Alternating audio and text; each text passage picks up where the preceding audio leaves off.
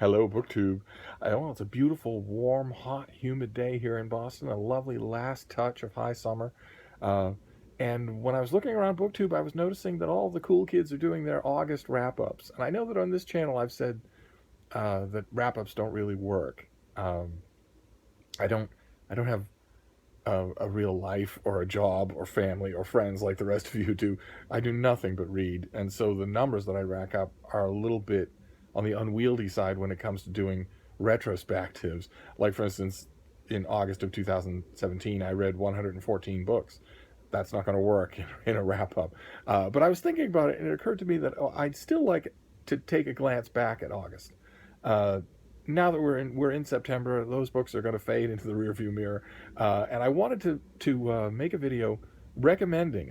It's still a wrap up. It's not everything I read in August, but it's a wrap up of 10 books from August that I want to recommend to you one last time before we move on to new books. And like my TBR BYs, I've spread them out over genres and types of books to try and interest the broadest spectrum of readers. So I want to sing the praises of these 10 books just a bit, and then we'll move on. And the first one is a romance novel. It's Gina Showalter. This is Can't Hardly Breathe, and it's a contemporary romance in which the heroine Dorothea uh, is steering clear of the cool kids because she was bullied in school, and the hero Daniel is one of the cool kids. They're adults now, but he's one of the cool kids. He's come back to a small town to take care of his father, and predictable sparks are struck between the two of them. And the Gina Showalter does a really good job. She's wonderful with dialogue and pacing and everything, and with capturing the feel of a small town, good and bad. The thing I liked about the book is Daniel, the main male character, whose complicated love and fidelity for his father is really well done. I wasn't expecting that. I was expecting just a romp, and it's more than that. And the next one is World War II history. This is let's see if we can get this to behave. This is Perpetrators by Gunter Louis. It's a very short book. It's 170 pages with notes, and it's just about a familiar subject. It's about the ordinary people among in Germany in World War II who nevertheless had to work in the machinery of death camps and labor camps and forced migrations. It's similar in a lot of ways to the famous book on that subject, Hitler's Willing Executioners, but it's less hysterical and grimmer. It's short. It's not by any means a comprehensive history of the subject of civilian participation in the Nazi machine, but I found it almost all the more powerful for that. So I highly recommend it to add to your World War II library if that subject period interests you. The next one is a historical novel. It's Ralph Peters' Judgment and Appomattox. How are we doing for glare? It goes away completely if you're at an angle. Well, it doesn't matter. We can do it at an angle. This is the final in a long series of historical novels set in the American Civil War that he's written. And they owe a lot to the Killer Angels, but it doesn't matter because it's intelligently done anyway. And this is all about the very end of the war, the last pitched battles, and the sort of desperate, grudging negotiations, and it's wonderfully done. Just wonderfully done. This is, as far as Civil War historical fiction goes, this is the best writer writing it today, and this is, I think that this is a series. This is the fifth book. I think this series has gotten better as it goes along.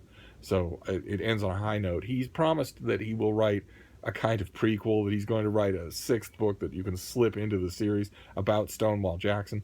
But in the meantime, I highly recommend this if you like that period and you like historical fiction. And then the next one we have is also historical fiction. We've seen it on this channel before.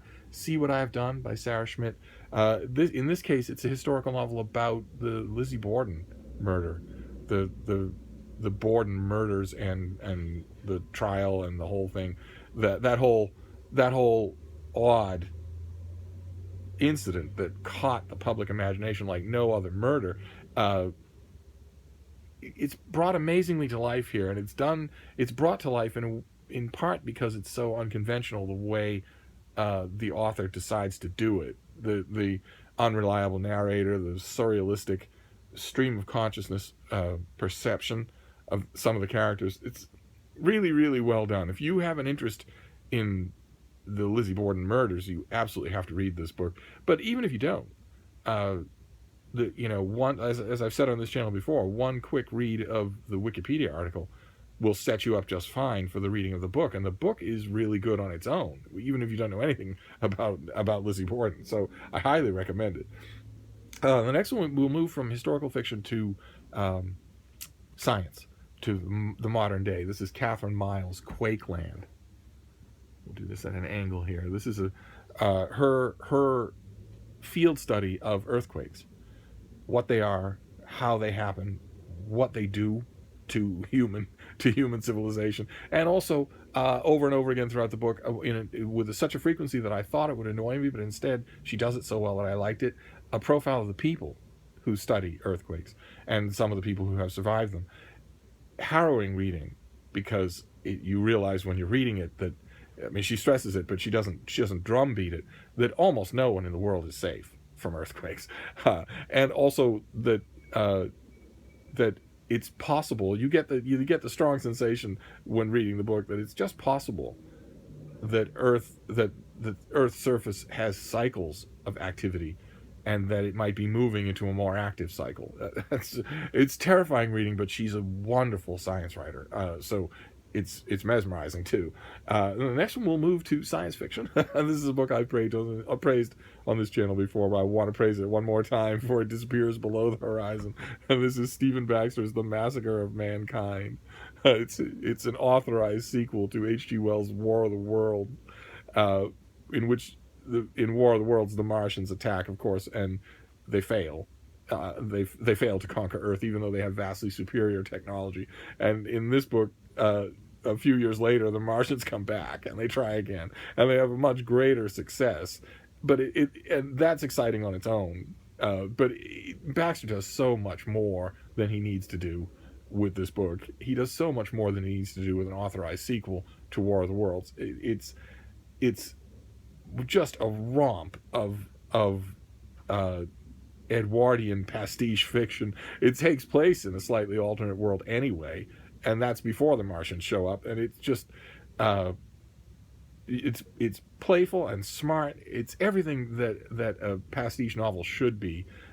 So I mean, I would strongly urge you all to read War of the Worlds anyway, but I don't think you need to read it. It's referred to in the book almost folklorically. Everyone in the world knows what happened. The people who are directly involved have either learned from it or not. So it comes up all the time throughout the narrative. So you don't really need to be really familiar with War of the Worlds to read it. And it's so enjoyable on its own that you shouldn't hold off because of that. The next one, we'll go back to science. This was a little bit of a surprise for me. I didn't expect to like this as much as I did. This is Ellen Ullman's Life in Code, a personal history of technology, which is basically that. It's basically just a technological memoir of the role that technology has played in her life from the very beginning to the present day. And I thought at first that the personal element would limit it, but in fact, it reminded me of a book that came out a couple of years ago called Tracking Changes, which is in that it universalizes the way we have all dealt with technology. Even if you're a technological specialist, it has crept into your life by increments in the same way as a non-specialist has experienced it. So, and also the author is a wonderful writer. So, if a technological bent or you're interested in computers and code and whatnot, don't miss it. If it worked on me, it will work 10 times as much on you. The next one is a kid's book, and I loved it. It's The Bad Seed. It's written by Jory John and illustrated by Pete Oswald, and it is about a bad seed. As you can see from the cover, this seed is no good, temperamentally, personally. a bit of a bully, a bit of a crab. And the whole question of the bad seed is will this seed grow into anything better? It's utterly delightful. Utterly delightful. If you want a Surefire Kids book that your kids are going to love, or if you're an unrepentant adult and you want a kids book you're going to love anyway, get The Bad Seed. Then next is a thriller, pure escapism, a last gasp of summer reading.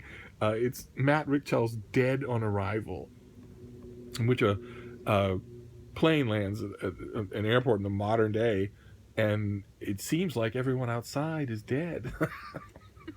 And it looks like it's some sort of bizarre and grotesque new opportunistic infection.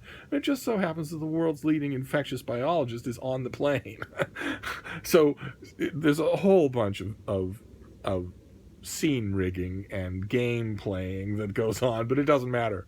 It doesn't matter because it's so well done as a single sentence paragraph, edge of your seat thriller, that if you surrender yourself to it, you won't mind how manipulative it is. And oh my God, is it manipulative? It's just wonderful. And in case you missed the artwork, the sublime artwork, that is an airport window covered in blood. And then the last book that we'll do for this August wrap up, my August wrap up, is a book that I think I praised on this channel before. It's by Matthias Bostrom, and it's From Holmes to Sherlock.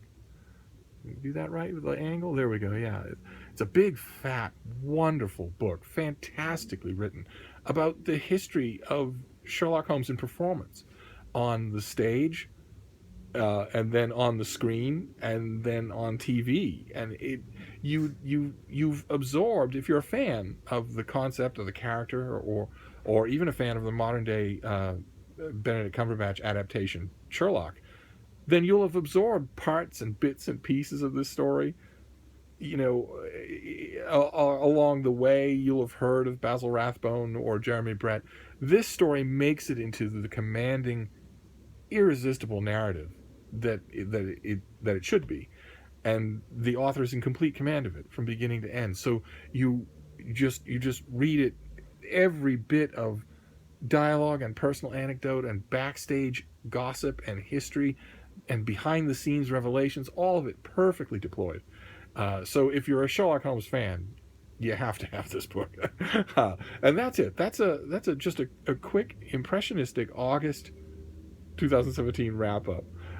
Before we move on to new books and keep going, I wanted to give August one last glance and these books one last shout out before winter closes in. So I'll wrap it up for here, and I'll see you soon. Thank you, BookTube.